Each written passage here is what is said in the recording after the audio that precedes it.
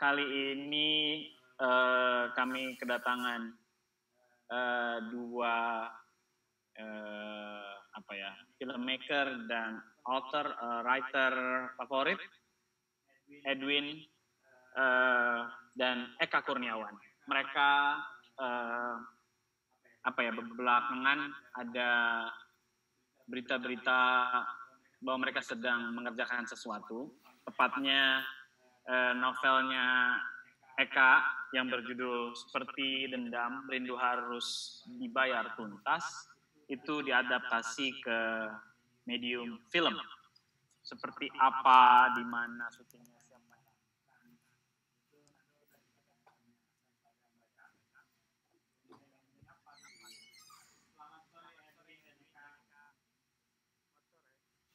Sore.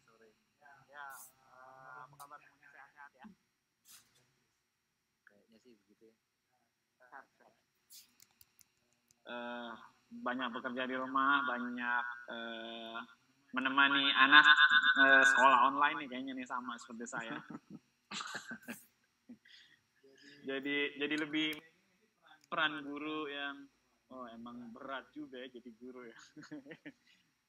Sekarang makin berat lagi tuh jadi guru karena online ini kan gimana coba tuh kontrol atau ngawasin, ngajakin interaktif anak sebanyak itu dong.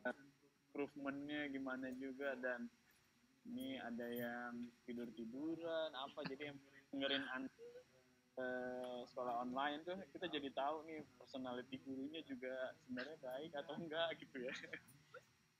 Gitu. Ada anak teman saya nggak mau sekolah tuh gara-gara online. Iya. Jadinya nggak sekolah, berhenti dulu aja katanya. Orang tuanya juga nggak bisa maksa juga. Iya. Oke, ini kita langsung masuk aja ke topik pembahasannya. Kali ini sudah 2 film sebelum ini Edwin bekerja sama dengan Palari Film ya, sebagai Mas Yusuf sama Aruna dan Dida. Lu Win sama beberapa orang lagi ya? Iya. Oke.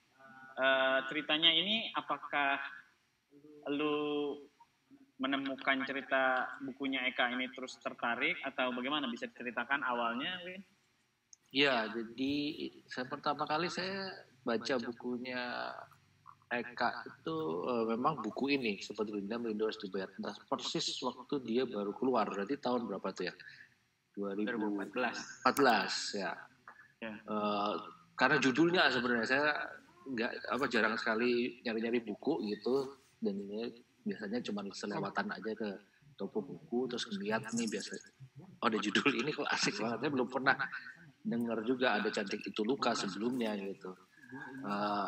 Saya random aja pilih buku itu dan langsung dari paragraf pertama, dari babak pertama itu semua ini dan juga ini sebagai cerita yang dan sangat visual gitu. Jadi kalaupun ini menjadi sebuah film, kayaknya itu rasanya waktu itu kayaknya memungkinkan banget gitu untuk difilmkan.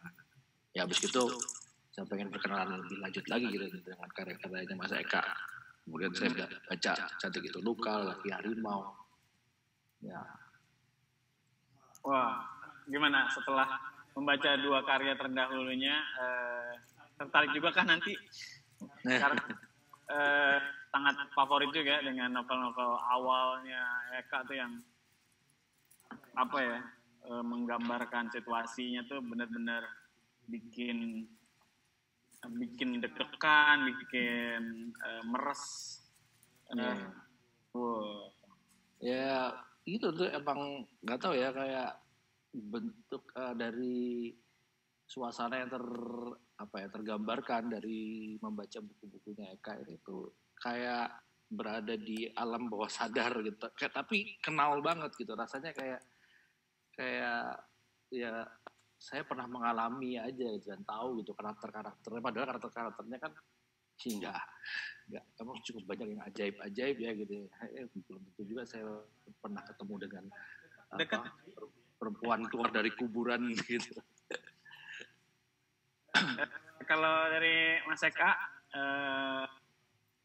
mendapatkan tawaran untuk difilmkan, lalu ada kekhawatiran atau gimana responnya gitu, ingin ikut terlibat lebih jauh kah, atau ya cukup mempercayai Edwin atau gimana? Sebelumnya udah pernah menyimak karya-karya Edwin kah? Iya udah. Jadi mungkin karena awalnya aku udah pernah ketemu sama Edwin dulu ngobrol sebenarnya. Jadi aku lupa ya kapan itu. Mungkin 2016 atau 17, Bin. Jadi ngobrol sebelumnya ya Kak. Intinya kami ngobrol untuk kemungkinan develop cerita buat film dia gitu. Oh, tapi bukan seperti itu. Kami udah ngobrol, udah jalan. Ya mungkin kurang lebih 5% lah sebenarnya, belum terlalu jauh gitu. Tapi sambil ngobrol-ngobrol itu kami juga ngobrolin kemungkinan lain, termasuk mengadaptasi novelku gitu. Sampai saat titik kemudian Edwin kayaknya mungkin mendingan adaptasi novelmu aja deh, seperti Dendam gitu. Ya kemudian ya udah kami ngobrolin hal itu, kemungkinan itu, dan setelah semakin kayak terkristal bahwa oke deh kita maju ini, ya kemudian Edwin dan Palari ngurusin administratif dan lain-lainnya dengan untuk ngurusin hak kita dan lain-lain. Ya aku sama Edwin kemudian kan tinggal lanjutin aja, sebelumnya udah pernah bersama, ya udah kita kerja bareng juga aja ngadaptasi ini gitu. Jadi aku rasa ya sejak awal udah kebangun trust gitu, bahwa oke, aku akan nulis, kamu yang bikin film gitu, atau kita nulis bareng ya kamu yang bikin film. Kalau di tangan Edwin mungkin kalaupun ada pergeseran tapi ada nilai atau ada suasana baru yang mungkin akan diangkat oleh si film ini gitu. Boleh Win, ini mulai syutingnya kapan, lalu di daerah mana? Karena kalau baca bukunya itu ya suasana misalkan perkampungannya mungkin generik di beberapa kampung-kampung yang memang apakah itu di Jawa Barat atau di Jawa Tengah gitu ya. Tapi kalau suasana truk tuh rasanya kok kita yang kebayang itu Pantura gitu. Suasana truk tuh Pantura. Ini apa katanya, ini syutingnya di mana? Selain itu pemeran utamanya atau aktor dan aktrisnya siapa aja gitu? Iya, pas waktu baca ini memang tidak secara dijelaskan lokasi pastinya di mana gitu. Cuman ya suasananya itu tadi gitu, kalau bisa menangkap juga bahwa kita semua bisa menangkap bahwa ini cukup mesti menggambarkan ide kita gitu, atau ya ide yang biasa terstimulasi oleh cerita semacam ini gitu. Di tahun 80-an 90-an itu kan banyak sekali gitu cerita-cerita yang nuansanya saya pikir juga menginspirasi Mas Eka untuk membuat cerita ini, dan itu bentuknya tuh kurang lebih ya generik lah gitu ya. Ada perkampungan, ada jalanan dekat pantai misalnya gitu, dan itu memang banyak yang harus dicari gitu di Jawa inilah minimal gitu ya. Spotnya gitu, walaupun generik gitu, bisa di Jawa Barat, bisa di Jawa Tengah gitu. Feeling saya memang awal-awal waktu membaca buku itu sekitar Jawa Barat gitu, bahkan tapi kalau yang masa kecilnya itu sebelum dia jadi supir truk, ceritanya Jo Kawir, ya dia di sekitar selatan Jawa Barat situlah gitu ya, antara Garut ke bawah gitu ya. Eka? Apa? Gambarkan kampungnya Eka ya. Pangandaran. Mungkin ya. Tapi saya belum pernah ke sana gitu, ke daerah Pangandaran. Cuman kalau untuk yang si truknya memang ya udah itu Pantura, tapi lagi-lagi Pantura pun juga panjang kan gitu, bisa di Jawa Timur sampai Sumatera pun gitu ada gitu. lanjutan jalur itu. Dan memang kalau dibaca di bukunya sempat saya ngerasain ada yang di daerah-daerah Sumatera sana gitu ketika mereka bertarung itu antara Kumbang sama Mono Ompong ya. Jadi ini banyak nih kemungkinan lokasi yang harus dicari waktu itu gitu. Tapi tentunya sebagai produksi film nggak mungkin nih semua kita belain mencar-mencar terlalu banyak gitu ininya lokasinya. Apalagi di era pandemi seperti ini pasti syutingnya akan lebih terbatas lagi gitu. Jadi ya tentunya kami belain sebagian panturanya ini dulu nih gitu. Dan yang saya sempat cari lokasinya tuh di sekitar Cirebon, Indramayu,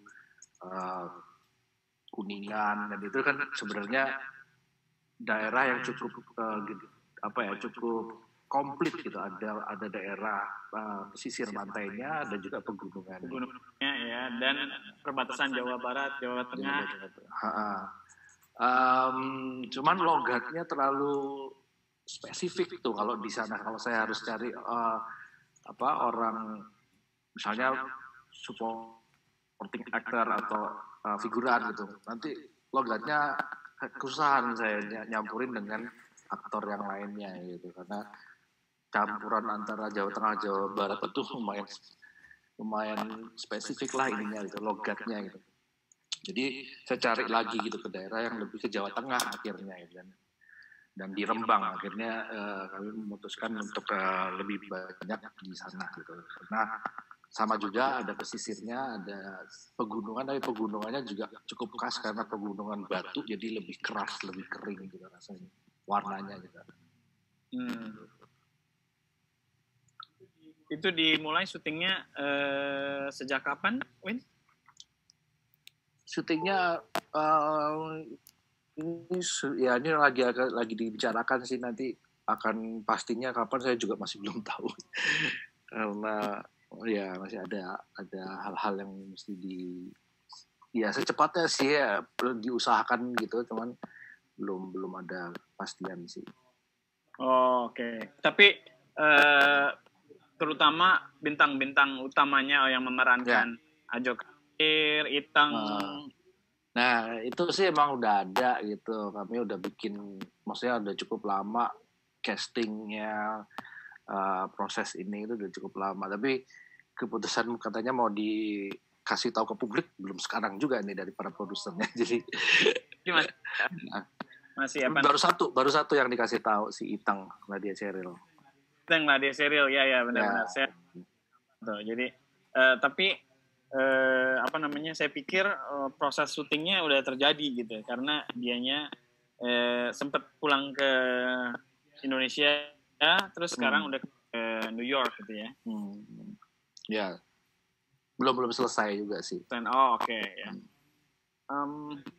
Kira-kira tantangannya apa, Win, dari memfilmkan ceritanya Eka ini yang sebenarnya itu tadi dekat tapi juga sekaligus asing gitu, karena tokoh-tokohnya itu ya punya keajaiban. Bayangin aja kalau untuk sangat simple gitu ya, tapi itu mungkin nggak banyak juga yang terjadi dengan itu di anak-anak muda gitu. Ajo Khair punya permasalahan impotensi itu ya, tapi kan di situ nggak dibilang dia penyebabnya apa gitu dari awal gitu. Jadi kayak memang dekat tapi juga kok asing gitu. Itu ada tantangan sendiri nggak? Ya sebagai ini ya, kalau buku itu adaptasi dari buku tuh selalu menantang. Artinya biar bagaimanapun imajinasi pembaca buku itu nggak pernah bisa disepakati dong begini ya gitu bentuknya gitu, karena ya sangat liar kan interpretasi pembaca buku gitu. Kayak tadi aja tuh ngomongin lokasi gitu kan bisa macam-macam banget gitu, penggambaran kampung Bojong Soang ini tuh kayak gimana, misalnya kata Bojong Soang sendiri itu kan juga udah ini Sunda gitu. Nah itu kan menghadapi ekspektasi gitu yang kemungkinan akan selalu menjadi nantinya bisa nilai bisa juga kontraproduktif juga, artinya ya beberapa karakter yang emang kuat dan kebanyakan kuat semua di buku ini gitu, itu pasti punya image yang nempel gitu di pembacanya, dan ketika nanti difilmin dan gambarnya beda dengan image itu bisa entah bisa awalnya mengganggu pengalaman menonton itu sendiri, tapi ya kalau dia bisa melupakan itu mungkin jadi nilai tambah juga gitu. Ya, perdebatan bagaimana sebuah karya yang awalnya sebuah buku lalu difilmkan itu kan akhirnya setelah keluar bioskop, perdebatan banyak terjadi, dan tapi saya rasa masyarakat terutama penonton film dan pembaca buku juga makin lama udah makin bisa membedakan ketika buku difilmkan, mereka nggak expect semua cerita di dalam itu akan bisa diceritakan kembali melalui film gitu. Jadi memang ada mereka tahu kapan si sutradaranya ini akan fokus kemana gitu. Kalau saya baca-baca ya dari komentar-komentar banyak orang, mereka tahulah perdebatannya ini akan kemana. Cuma paling ya treatmentnya kurang suka kayak gitu-gitu mungkin ya. Jangan sekarang kalau tapi ya itu tadi maksudnya saya sih bisa percaya gitu ada yang fanatik gitu terhadap buku ini gitu ya, si pembacanya. Kalau udah ngomongin yang fanatik itu kan wah itu kekeh tuh, pasti nggak bisa yang namanya Jo Kawil itu rambutnya harus gondrong gitu misalnya gitu. Nah, itu pasti akan ya seru buat saya, senang saja gitu mendengarkan itu gitu. Tapi biar bagaimanapun saya juga pengen tahu gitu akan menghadapi ini, jadi ya itu mungkin salah satu tantangannya. Oke. Kalau dari Eka tadi sebelumnya udah sempet ngobrol-ngobrol sebelum kita live. Ini adalah film naskah buku yang pertama jadi film panjang ya? Ya. Sebelum ya pernah ada film pendek yang dibuat oleh Regas dulu, judulnya kalau nggak salah apa? Tak ada yang gila di kota ini. Yang gila di kota ini, tapi pendek ya. Ini jadi memang pertama kali dari beberapa novel Cantik Itu Luka, Lelaki Harimau, dan ini ya. Jadi ini yang pertama justru, tapi malah yang terakhir gitu ya. Harapannya apa Kak? Apakah Edwin justru mengikuti secara garis besar mengikuti arah ceritanya, atau lu akan membebaskan Edwin untuk menginterpretasikan cerita-cerita ini? Atau udah berdiskusi sejauh mana dengan Edwin sebagai filmmaker-nya? Kalau secara barna yang dari buku itu meskipun cuma 200 halaman, tetap nggak mungkin masuk semua film. Jadi tetap harus ada yang kita skip gitu. Pada kita juga mempunyai mediumnya BM sesuatu dengan cara yang berbeda gitu. Jadi justru mungkin ada sekitar 10% yang nggak ada di bukunya, tapi ada di filmnya gitu. Oke. Tapi setelah skrip tentu saja eksekusi di lapangan, eksekusi menjadi film, buatku sih itu udah ruang buat Edwin dan kru film gitu. Aku jadi penonton aja di situ. Jadi sempat ikut ke lokasi kah untuk mengecek kayaknya ini sesuai bayangan waktu menulis Ajo Kawir dan Toke ini di awal-awal itu, atau enggak dikasih gambar-gambar aja oleh Edwin, ini kita ke area ini, ke wilayah-wilayah ini? Iya, Edwin kasih waktu dia hunting lokasi, dia kasih lihat, bahkan dia juga kasih lihat misalkan tes kamera seperti ini. Waktu casting dia kasih lihat orang-orangnya, ngasih lihat, dan kadang-kadang aku komentar diskusi, tapi secara umum buatku itu wilayah otoritas ya Edwin lah gitu. Kalau aku ngobrol ya terserah dia akan apakah itu berpengaruh terhadap keputusan estetik dia atau enggak ya, itu urusan dia gitu. Tapi sejauh ini ya dia kasih lihat setting, kamera, terus aktor yang akan main.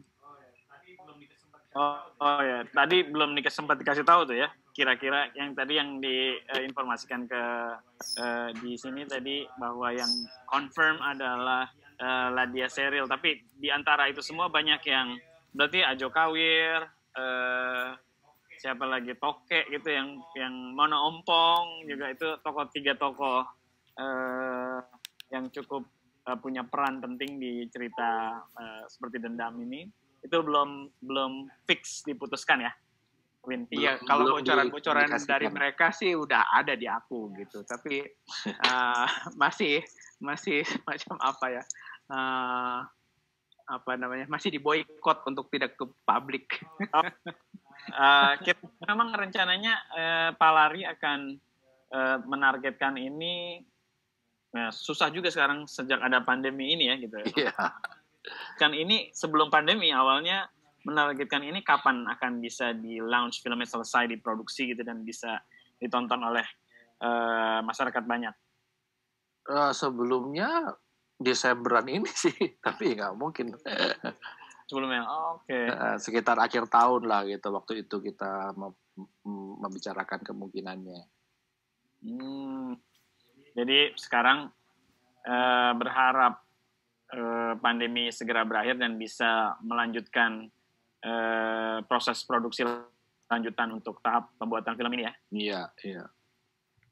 Kalau dari suara-suara baik penggemarnya Edwin mungkin dari Palari juga dan juga penggemar Eka nih, beberapa udah mulai banyak yang bertanya-tanya nih, siapa nih pemeran Ajo Kawir sama si Toke? Ini tadi ada Akbar Wijaya. Lalu ada Dinda menanyakan, susah nggak sih nyari pemeran Ajo Kawir? Ajo Kawir ini soalnya sentral banget dia ya. Cerita yang lucu gitu. Tapi juga maco juga gitu. Jadi emang kontradiktif. Lalu ada Ahmal GP, ada perbedaankah cerita di buku dan yang diangkat ke film ya? Tadi udah ada sekitar 10% twist yang mungkin nggak bisa lebih dalam atau berbeda sedikit dengan cerita di bukunya gitu. Jadi bagi teman-teman yang sudah membaca bukunya, jangan melewatkan ini. Kita tunggu segera setelah pandemi berakhir mereka bisa melanjutkan proses produksinya. Wah, ini pemeran Ajo Kawir, please jangan Reza Rahardian. Wah, ini biasanya kalau sutradara-sutradara punya beberapa aktor yang memang komunikasi dan bahasanya tuh udah bisa saling mengerti gitu. Seperti Edwin ini yang bekerja beberapa kali, yang keberapa dengan Ladya, Win? Babi Buta ada ya? Ya. Postcard from the Zoo. Ini yang ketiga berarti ya? Sebelumnya? Yang ketiga film panjang. Sebelumnya film pendek ada 3 juga. Cara Trip to the Wound sama Hula Hoop Sound. 808 itu apa yang di dalam Omnibus? Ibis, ya itu Trip to the Wound itu dia juga. Ya. Oh, kalau reputasi bekerja sama dengan Nicholas Saputra di Postcard from the Zoo. Iya, Aruna. 2 itu ya? Sama film pendek juga ada 1. Sama film pendek. Ya. Kalau dari kebiasaan ini nggak mungkin nggak orang menebak, wah kayaknya nih. Kalau nih biasanya kan kalau aman tuh kayaknya ini kok mancing-mancing ini. Nanti sebutin aja semuanya, ntar tinggal ini bukan gitu ya. Kita buka IMDb aja gitu, list aktor Indonesia gitu. Kira-kira siapa aja yang dibayangkan akan suasana musik Kak ketika ilustrasi musik atau ketika membayangkan musik naskah ini akan difilmkan, kalau Eka sendiri sebelum ke Edwin membayangkan ini novel ini nih kayak gimana Kak? Aku sempat ngobrol soal musik juga sih sebenarnya sama Edwin gitu.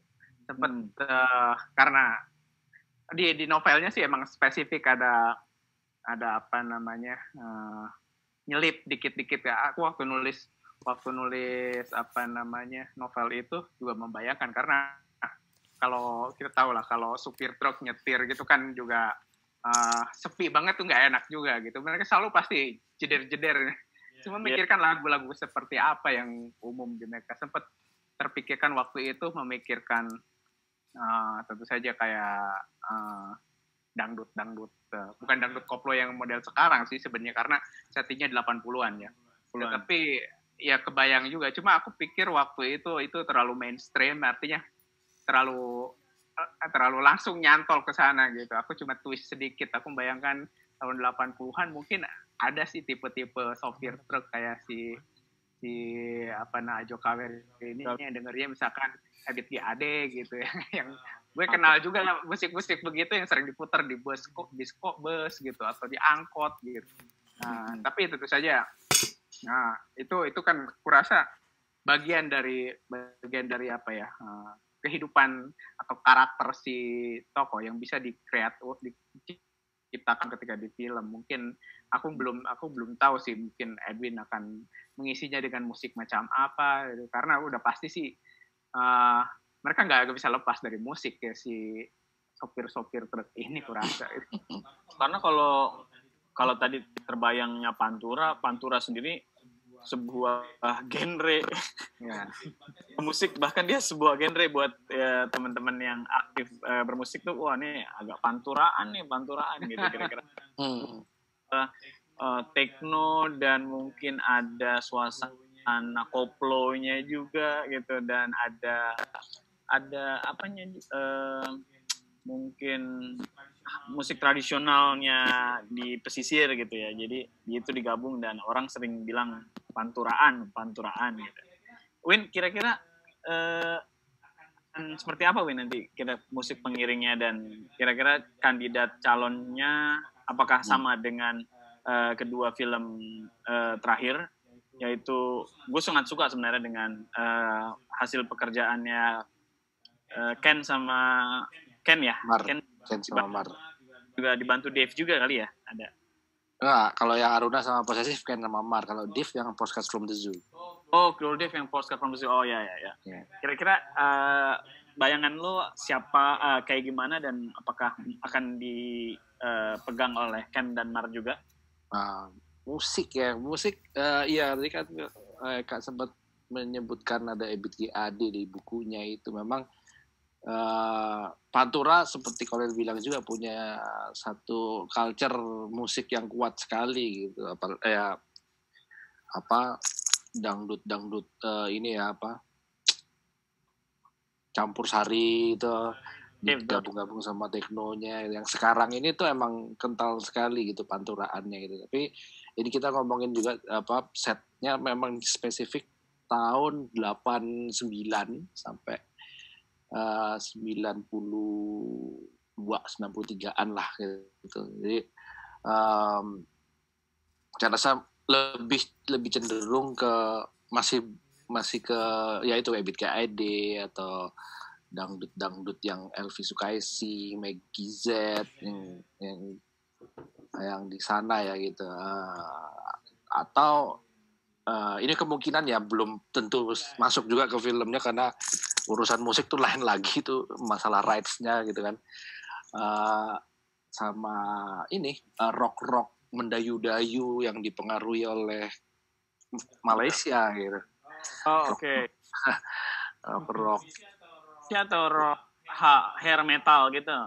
Kayak model kalau di era itu mungkin ya Scorpions gitu ya, kalau yang sedikit-sedikit melo gitu kan, yang mencabik-cabik gitu, garuk-garuk aspal buat laki-laki yang galau. Ada juga apa ya? Bukannya ingin memberikan usulan, tapi terbayang waktu itu kalau suasana itu tuh model kayak pop Indonesia yang sempat dikritisi oleh Harmoko gitu, pop cengeng gitu. Betharia Sonata, Dian Piscesa gitu. Iya itu eranya banget tuh memang gitu, yang emang penuh dengan teriakan-teriakan hati gitu kan.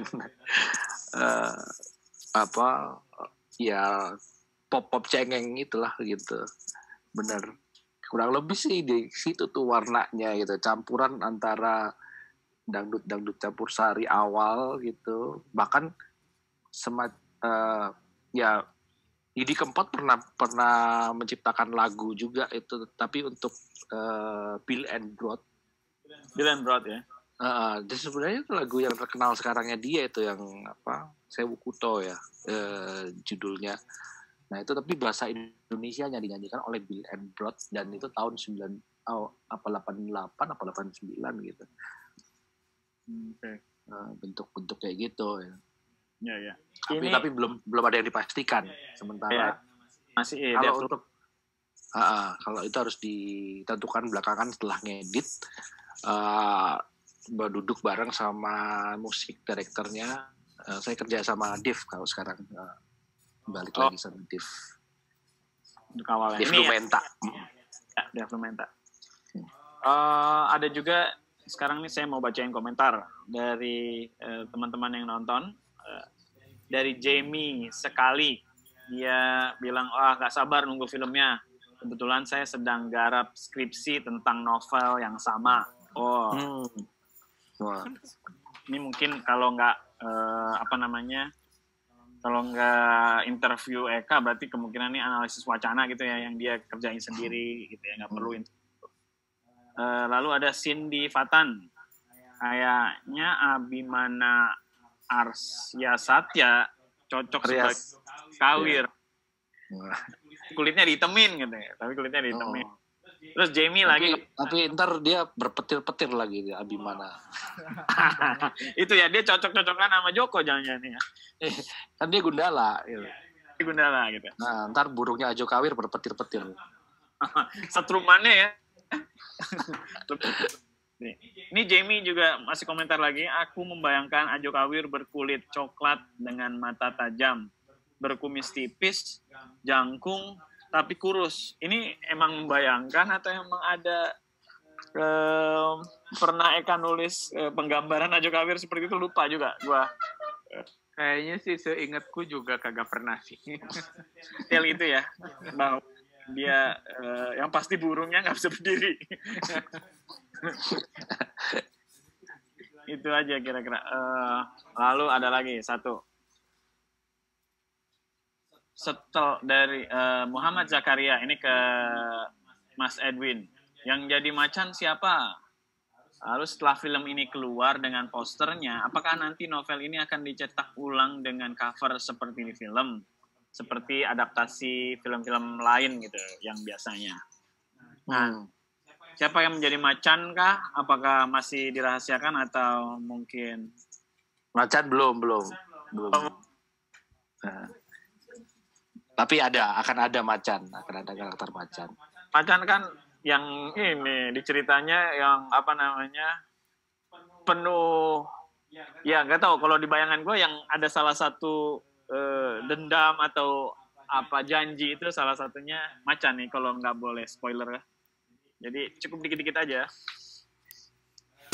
Lalu soal tadi poster kira-kira. Poster itu kembali ke biasanya urusan poster buku, apakah akan menyesuaikan dengan film, itu urusan Eka dengan penerbit nih, atau penerbit tahu tuh. Bisa kerjasama antara Palari sama penerbit, atau Eka punya ya itu nggak tahu sih. Saya juga kemarin sih sempat udah diskusi sih aku sama penerbit sama Palari ya, kemungkinan akan ada edisi khusus bahkan mungkin ya, ini masih belum fix, tapi juga ada semacam apa ya, box set isinya novel, skripnya juga gitu. Jadi skripnya akan dirilis. Buat yang fanatik difasilitasi dengan adanya box set. Sama satu truk lah. Box setnya isinya truk. Ini stiker-stiker pantat truk itu. Iya. Itu juga kepikiran ya. Itu juga biasanya. Iya. Karena kan kalau nggak salah di bukunya judulnya itu seperti dendam itu berasal dari pantat truk kan yang dilihat oleh siapa Ajo Kawir ya? Nah, itu di truknya Ajo Kawir memang. Di truknya Ajo Kawir ya, betul.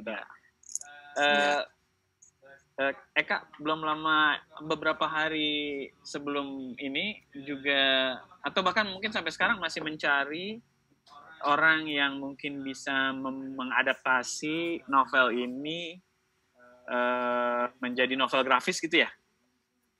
Ya, itu juga salah satu, ya setelah kami ngobrol-ngobrol kemarin dengan penerbit, dengan Pak Lari, ngomongin kemungkinan rilis edisi skrip dan novelnya gitu ketika film itu rilis, sempat kepikiran juga untuk udah sambil nunggu filmnya rilis, yang emang rencananya baru tahun depan, kita coba adaptasi yang lain gitu. Waktu itu masih ngomong, tapi kemudian aku sama penerbit seriusin dan akhirnya oke, kita jalan untuk tahun ini, akhir tahun ini mudah-mudahan kalau kami berhasil menemukan ilustrator atau komikus yang cocok, jalan gitu. Artinya tapi mungkin ini sedikit agak berbeda dengan adaptasi film gitu. Ini benar-benar adaptasi yang berbeda dari novel ke komik gitu. Maksudnya adaptasi, jadi ceritanya mungkin akan ada berbeda lagi dengan yang novel ataupun maupun yang skenario film, atau salah satu dari itu ada yang sama? Ya tetap akan ada adaptasi yang sedikit berbeda karena kita membayangkan medium yang berbeda juga gitu. Ya aku rasa sih mungkin membayangkannya karena novel ini kan awalnya sebenarnya seperti untuk merayakan segala hal di tahun 80-90-an gitu, dari mulai genre-nya yang cerita silat diadaptasi, terus setting-nya, politiknya, bahkan novel-novel yang dibaca si tokoh-tokoh itu gitu. Kami membayangkan juga ini kalau diadaptasi menjadi semacam komik tahun 80-an kayaknya asik juga. Tapi kami tapi pada saat yang sama nggak mau juga plek-plekan berpikir bahwa ya udah meniru kayak nostalgia ke balik gitu. Kita nggak pengen seperti itu. Kita pengen ya udah ada semacam inspirasi dari tahun-tahun itu, tapi tetap pendekatannya kontemporer. Sekarang pengennya kayak apa ya jadinya gitu. Oke. Sebenarnya kalau tadi dibilang auranya ya setting 80-an itu Churchill komik di zaman saya kecil, ya mungkin kita semua kecil juga langsung keluar ya. Ya, langsung kebayang gitu. Cocok sih ini yang gambar hitam putih gitu. Kalau Edwin, kira-kira treatment yang akan dilakukan untuk film ini, mengingat kalau di novelnya ini lebih kayaknya alur ceritanya itu kan bahkan mungkin ini lebih ekstrim dari Lelaki Harimau gitu. Kalau Lelaki Harimau di awal itu udah membungkus ending gitu ya. Kalau sekarang dia lebih patah-patah gitu. Ada bahkan mungkin alurnya maju mundur yang cukup kalau kita nggak into banget, kadang-kadang mungkin lupa peran dia apa gitu ya. Kira-kira lu akan mengambil yang lebih soft alur ceritanya, atau mungkin mirip-mirip dengan di novelnya yang maju mundur. Sebenarnya saya senang dengan struktur cerita yang di bukunya yang berantakan banget, ini loncat-loncatnya ya, non linear gitu, artinya nggak halus penceritaannya, loncat-loncat, flashbacknya berulang-ulang gitu. Dalam flashback ada flashback lagi gitu. Flashback lagi. Cuman untuk film butuh durasi yang lebih panjang untuk bisa begitu. Artinya kalau saya mau mempertahankan struktur itu, filmnya jadinya nggak bisa tuh 2 jam, harus lebih lah gitu. Kalau nggak terlalu cepat loncat-loncatnya juga nggak enak kalau sebagai film gitu. Kalau buat buku, format buku itu kan enak sekali karena kita bisa bolak-balik beneran gitu kan. Ya. Kalau film bagaimanapun linear juga, waktunya berjalan terus ke depan, nggak bisa mundur juga gitu. Itu sih yang mungkin akan beda gitu, membuat beda. Artinya kekuatan dari yang struktur non-linear yang di buku itu nggak bisa saya adaptasi langsung ke filmnya gitu. Yang menjadikan filmnya jadi punya sentuhan treatment yang berbeda dari bukunya. Dulu Kak, ketika menciptakan ini apakah ingin lebih eksperimen lagi soal alur atau memang mulai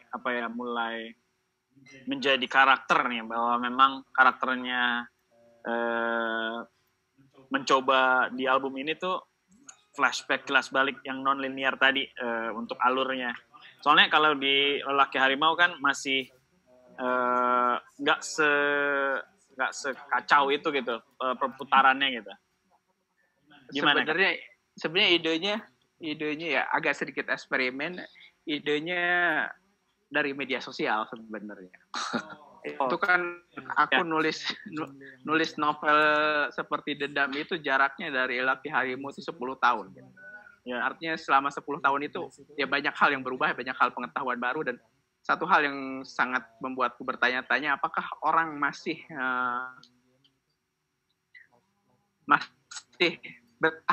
membaca kalimat panjang, terus paragraf-paragraf yang panjang seperti yang kulakukan di Lelaki Harimau. Meskipun itu buku tipis, tapi kadang-kadang kalau buat beberapa orang mungkin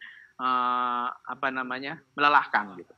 Aku pengen mencoba sesuatu yang pendek-pendek. Bayanganku waktu itu ya seperti Twitter gitu, tapi ya nggak ekstrim 140 karakter juga. Tapi aku bayangkan misalkan satu adegan itu setengah halaman, paling mentok ya 1 halaman gitu. Dan aku coba gitu.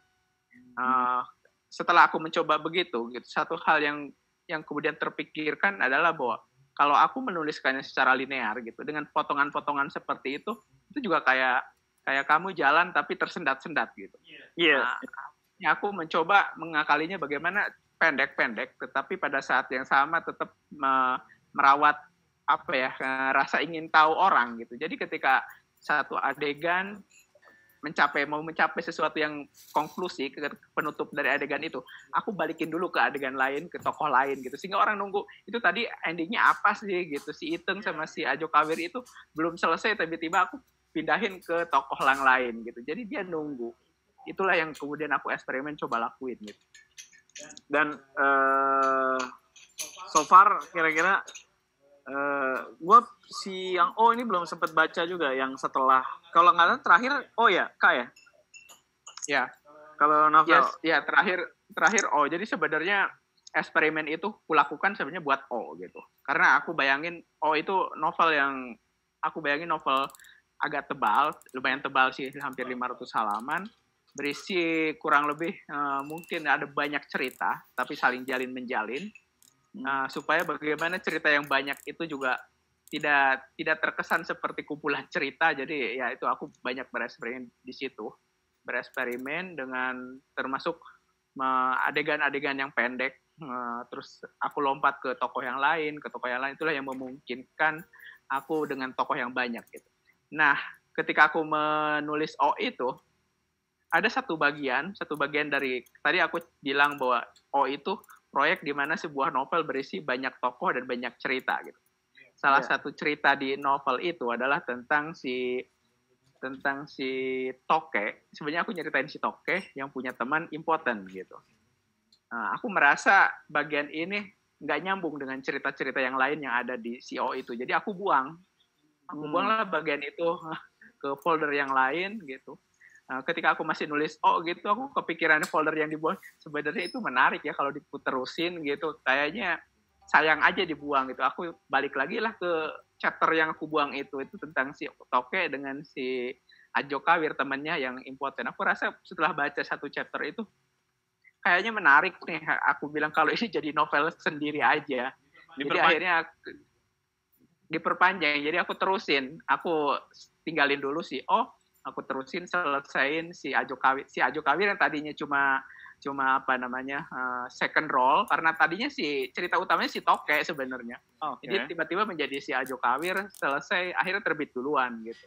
Kalau lihat struktur bentuk eksperimen sebenarnya itu si dan Seperti Dedam hampir sama, bisa dibilang sama, karena keluar dari kalau bilang laboratorium ya laboratorium yang sama gitu. Dari merespon melakukan eksperimen, melihat bagaimana masyarakat berkomunikasi sekarang jadi daya tahannya lebih pendek gitu ya untuk membaca cerita atau informasi. Kira-kira untuk kedepannya Pak Lari akan melakukan developing ini sampai situasi ada tanda aman gitu, langsung gas nih untuk segera menyelesaikan proses produksi ini ya. Iya, emang harus dituntaskan lah ini segera.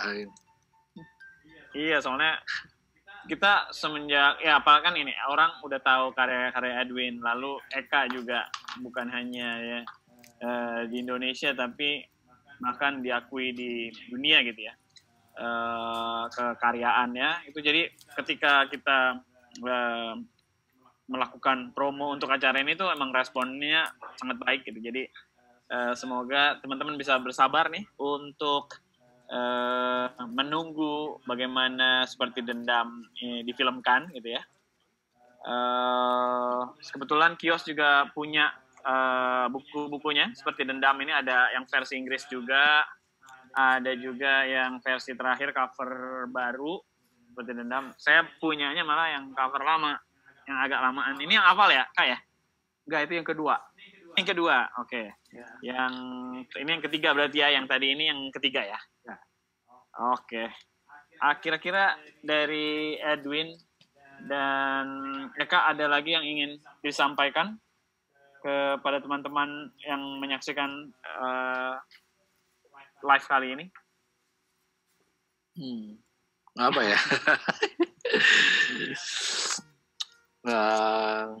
Apa Mas Eka dulu deh. Kalau aku sih buat penonton ya, buat calon penonton gitu. Calon penonton sih selalu pasti ada ekspektasi tertentu, karena ketika dia membaca novel pasti punya bayangan gitu. Bayangan, setiap orang punya bayangan sendiri, bahkan kadang-kadang seringkali juga berbeda dengan bayangan aku yang menulisnya sendiri gitu. Aku sendiri punya bayangan, tapi tentu saja nggak bisa memaksakan bayangan itu kepada pembaca gitu. Nah, aku rasa ketika dia melihat film gitu, ya bayangan ini mungkin akan membantu atau mengganggu dia. Tapi ada satu kejadian lucu yang aku pikir mungkin bisa bisa jadi cerita gitu. Kita tahu tahun 80-an saya dulu suka sekali dengan film Lupusnya Rian Hidayat. Yeah. Itu kan Lupus ke-1, Lupus ke-2 atau ke-3 gitu kan Rian Hidayat. Terus kemudian penulisnya sendiri kemudian ngerasa itu gak cocok dengan Lupus. Dan dia kemudian memerankannya sendiri kan. Kita ingat kan. Dan justru para penonton yang mulai protes. Akhirnya balik lagi ke Rian Hidayat. Aku rasa ya hal seperti itu juga ya memang absurd gitu. Bahkan penulisnya sendiri gagal untuk mengeksekusi image pembaca penonton seperti apa gitu. Jadi ya ekspektasi itu ada gitu, tapi ya hanya jadi semacam panduan kita aja gitu.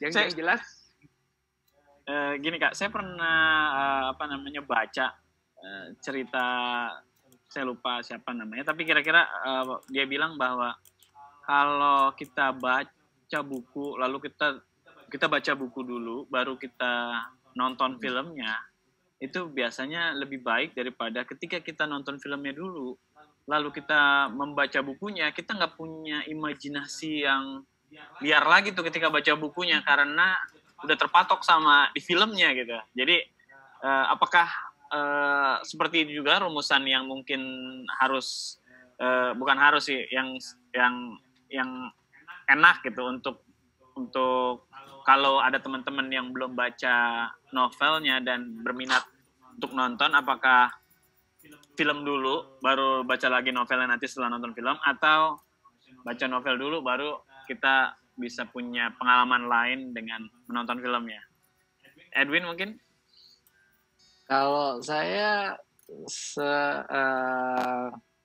ya itu saya sering dengar sih gitu ya mengenai pendapat ini ya gitu ya.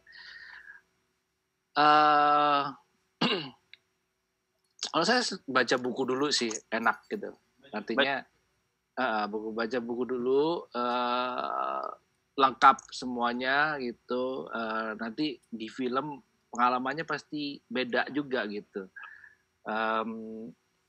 Dan sebenarnya saya kan baru 3 kali lah saya bekerja dan mengadaptasi dari buku gitu.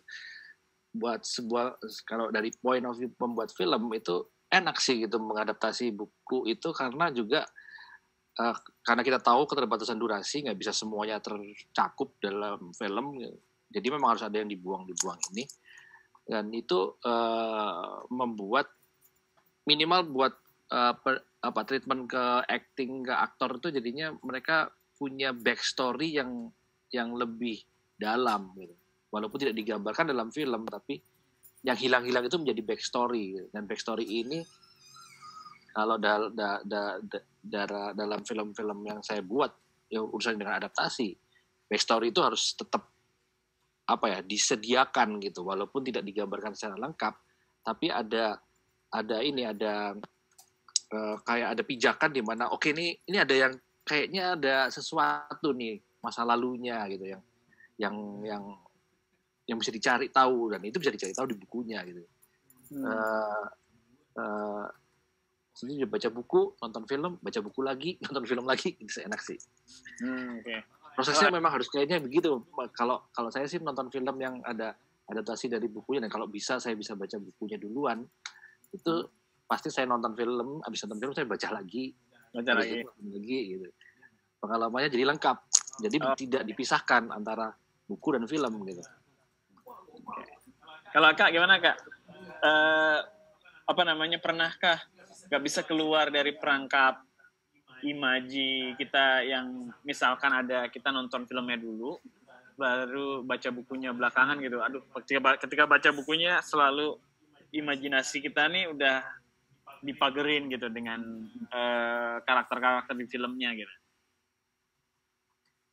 Iya, beberapa sih ya. Tapi aku rasa sih kalau aku sih tergantung ya, karena itu lebih ke kesempatan mana dulu, apakah aku berkesempatan untuk membaca dulu atau menonton dulu gitu. Kayak kasus kayak misalkan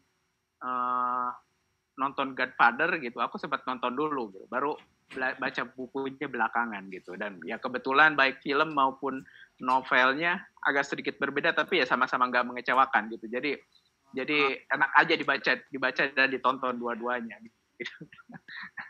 Ini ada satu lagi pertanyaan dari Robin Nugraha.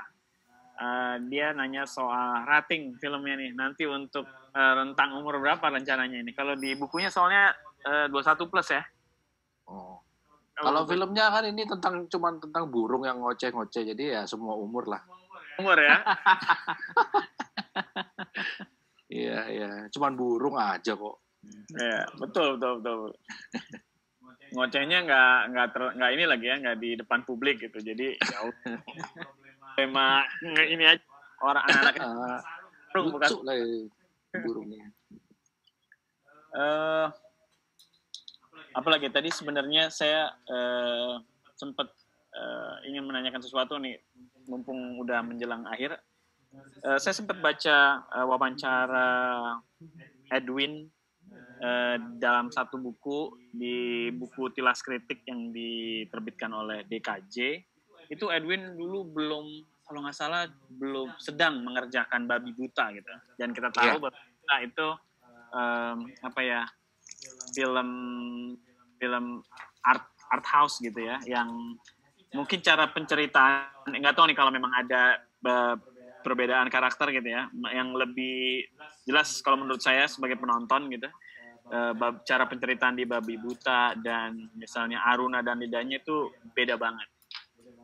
Tapi memang apakah sekarang di film ketiga ini yang mungkin kalau bisa kita bilang lebih komersial itu udah menemukan treatment yang nyaman buat Luin kira-kira nantinya? Kayaknya gue untuk seperti Dendam. Ya, untuk seperti Dendam itu gue pengen ada yang gue raih lagi di luar Aruna dan Lidahnya dan Posesif gitu ya, yang mungkin belum tergali tapi itu sebenarnya lu udah melakukan itu di Babi Buta ataupun Postcard from the Zoo. Ya.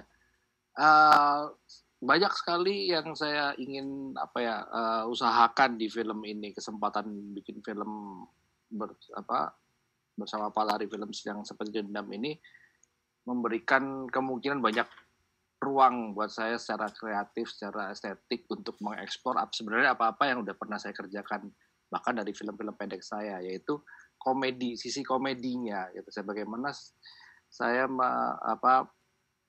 menghadirkan situasi tragis sebenarnya tapi ditertawakan gitu. Bersama-sama gitu.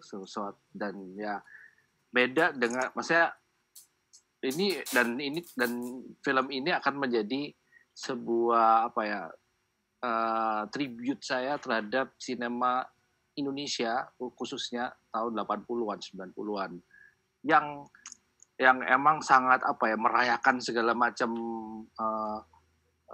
ledakan-ledakan emosional yang ada dalam sinema gitu ya. Artinya bagaimana mereka berakting, bagaimana mereka bergerak, pemilihan baju, warna segala macamnya itu menurut saya paling dirayakan gitu dalam sejarah film Indonesia. Itu era itu tuh yang paling gila gitu menurut saya gitu. Setelahnya sama sebelumnya itu beda gitu, yang mungkin lebih realistis gitu atau yang lebih kontemporer ya jelasnya sekarang gitu, atau lebih terpengaruh oleh banyak budaya-budaya yang lain. Tapi kok 80-an tuh rasanya film Indonesia itu cukup punya kepedean gitu yang luar biasa yang mengakibatkan punya warna yang khas gitu. Dan itu film ini seperti Dendam Rindu Harus Dibayar Tuntas, sebisa mungkin saya merecall ulang memanggil ulang memori-memori saya terhadap kecintaan saya terhadap film-film itu.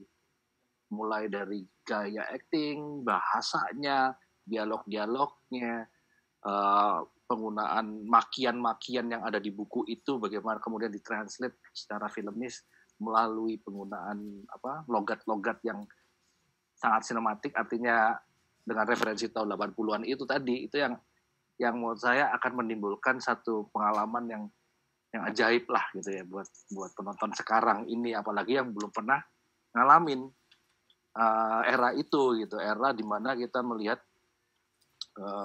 film-film warkop, film Saur Sepuh, film-film B-movie, detektif kacangan itu gitu, action yang berantakan itu. Dan sekarang dirayakan dengan point of view yang kontemporer, itu menurut saya sih akan menarik gitu untuk dirasakan bersama. Bukan berarti nostalgia ya, kita sebenarnya bukan nostalgia terhadap era itu, tapi menggunakan style itu untuk merespon kondisi sekarang gitu lah. Oke. Gue mau nanya ke Eka nih, kira-kira selain seperti Dendam yang menurut lo kayaknya bisa nih difilmin lagi, memungkinkan dengan berbagai adaptasi dan mungkin ada inceran sutradara juga mungkin, atau yang kayaknya yang cocok nih ngerjain Lelaki Harimau atau Cantik Itu Luka nih, kayaknya sutradara ini nih gitu, ada nggak Kak? Belum kepikiran sih ya. Aku rasa sih aku sih selalu open kerja dengan siapapun sejauh aku kerjanya portofolionya jelas dan aku suka, misalkan aku ngerasa cocok baik orangnya maupun gayanya. Tetapi sih kalau sampai sekarang aku rasa aku lebih wait and see aja, melihat seperti Dendam, fokus ngurusin ini, apakah ada kemungkinan lain dengan karya yang lain, ya itu lihat aja ntar di depan. Oh, gue sih berharap ada lagi tuh yang berminat rumah produksi, paling enggak apa ya, yang tipis-tipis deh, Lelaki Harimau dulu. Kayaknya menarik banget. Oke. Sepertinya kita udah hampir 1 jam acara live-nya, jadi ada tadi udah apakah masih ada yang ingin disampaikan? Jika sudah, saya ingin berterima kasih kepada para penonton yang udah menyaksikan acara live ini. Semoga filmnya bisa lancar proses produksinya. Aduh, terima kasih. Ini udah, tapi ya udahlah, kita tunggu sampai situasi lebih kondusif agar proses produksi bisa segera jalan. Siapa namanya? Siapa namanya? Kinan YouTuber enggak? Ini kita lagi live di YouTube loh. Ini lagi masuk YouTube loh. Gitu, tapi ini udah mau selesai acaranya, jadi lain kali ya kita ikut bergabung lagi. Nggak nonton. Ayah. Nggak tahu kalau Kinma sepertinya seragam sekolah. Semoga Bunda nggak nonton katanya karena pakai seragam sekolah. Oh gitu ya. Kelas berapa? Biasanya kalau pakai Kelas berapa katanya? 4. Wow, kelas 4. Ya, masih ini ya, santai kalau online. Nggak kedengeran ya. Ya. Eka dan Edwin, terima kasih. Sama-sama. Terima kasih Khalil. Prosesnya, terima kasih teman-teman Palari juga yang udah menyiapkan ini setup. Wah, terima kasih semuanya teman-teman. Ditunggu banget. Kios Ojo Kios. Ya. Ya. Kita bisa saksikan di layar lebar.